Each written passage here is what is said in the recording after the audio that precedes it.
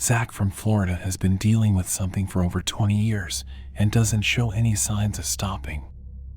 While living in Kissimmee, Florida, the father of 3 began to be haunted by a series of knocks that would wake him up while he was sleeping. On numerous occasions, I was awoken by the sound of 3 knocks on what appeared to be a window or door. I cannot remember whether I opened a door or not on any occasion, but I do know that it was a very real and convincing knock that was always in rhythm and always only 3 knocks. His story continues after a move. We then built a home in St. Cloud, Florida. The knocks did not stop. After living in St. Cloud for a while, the dad woke up to a deep cat-like scratch on his inner thigh. Then when he moved to Kentucky, something extra weird happened. While standing in my bathroom door in my bedroom last night and watching a Little League baseball game on ESPN, I witnessed my work desk I have in the bedroom lift up about 1 inch and then drop back to the floor. This happened 2 feet in front of me. I did not get scared or jump up and down, but instead stood there in disbelief.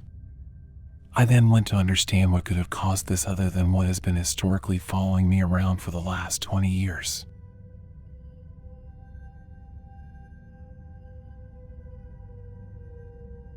Zach has had a lifelong hate relationship with a brood of ghosts following him from home to home under the leadership of an oppressive demonic ringleader. His first supernatural experience began when he was a child, and his mother heard an old woman talking to him in his room, but of course he was all alone. Following that experience, Zach saw what he describes as a shadow trying to break into his 3rd-story window, and a presence that would make everyone uncomfortable in one particular room of the house. Even after his family moved to a new house, he believed that the hauntings continued. He even thinks the ghosts talk about him. Since I work night shift, I would come home around 4 or 5 in the morning. I have walked in and heard someone say, "Hey." I would respond and get nothing. I have seen a woman in the kitchen who looked like my great-aunt.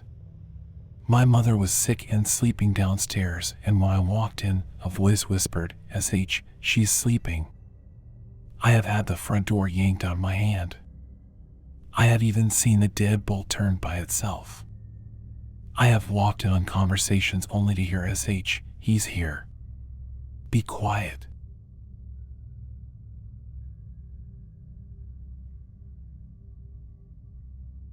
Smithisav writes that he's been haunted by the same ghost throughout his life. In fact, he says it's gone so far as to cause his vasovagal syncope to flare up and give him seizures. The paranormal activity began when he was 3, when voices began to tell him to stab his mother. Then the haunting died down until he was 8, when something began walking around in his room and opening the cabinets in the bathroom while he showered. The activity in the bathroom only got more intense. That night, convinced brother to sleep in my room. As we were talking around 1 a.m., something hits the other side of the wall near my head. Note, the bathroom shares a wall with my room. Sounded like a fist and then nails dragging down the wall. Screamed and cried. Brother hates ghosts, refuses to talk about it.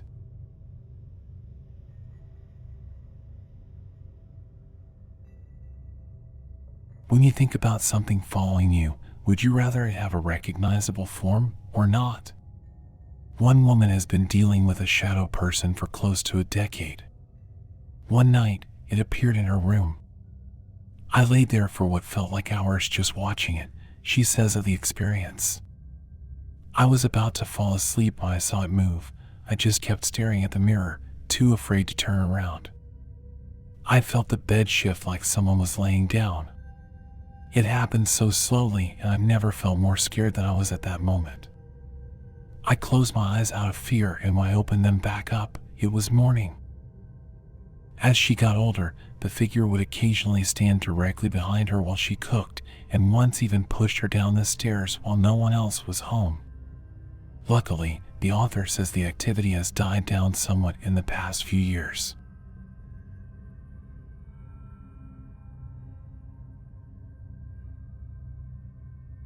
Linda's haunted life began with a Ouija board at a New Year's Eve party and a ghost who told her that one of her children would die. Her chilling story has continued until she had grandchildren. According to Linda, she lost one child 4 hours after it was born, and her house contained something that liked to play with her husband's feet and annoy her dog. The entity in her home has even shown itself to her grandchildren. That night I put both kids upstairs in the same bed to sleep. They came running down the stairs white as a ghost. Grandma, there's a ghost right by the fan on the dresser. They had never heard any of what went on in the house. I kept it quiet because they were small kids. I didn't know what to say.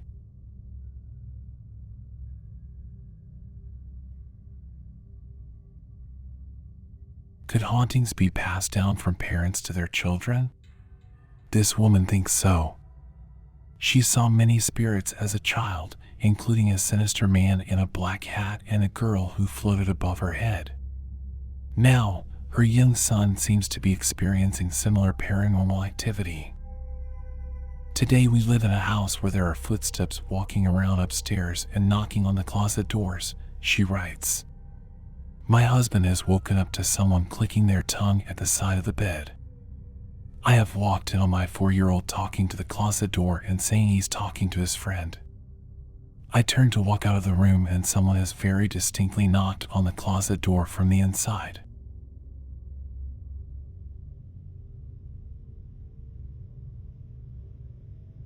An anonymous young woman claims that she's been followed by something malevolent since she was about 5 years old. Her first run-in with the entity came when she recorded a radio show with her sister.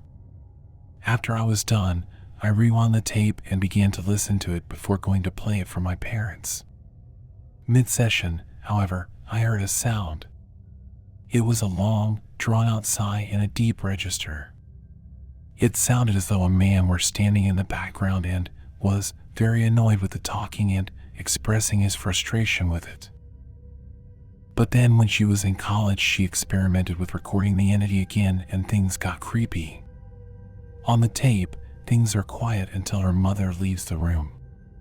So, my mother gets up and walks down the hall and into the room where my nephew was hanging out in his crib, not trying as hard to nap as I would have liked.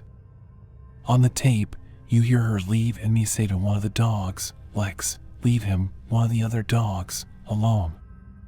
Then, you hear me sigh and immediately after, you hear this deep, raspy inhale, like something is sucking all the air out of the room. I make no comment on it, but you can hear me flipping through the magazine. I hadn't noticed anything. From down the hall, you hear my mother talking to my nephew, trying to get him to say I love you. So, she's saying that very slowly, I love you. On the tape, you hear this very odd, hissing laugh and suddenly, you hear a very, very deep man's voice say, very loudly and clearly, I love you.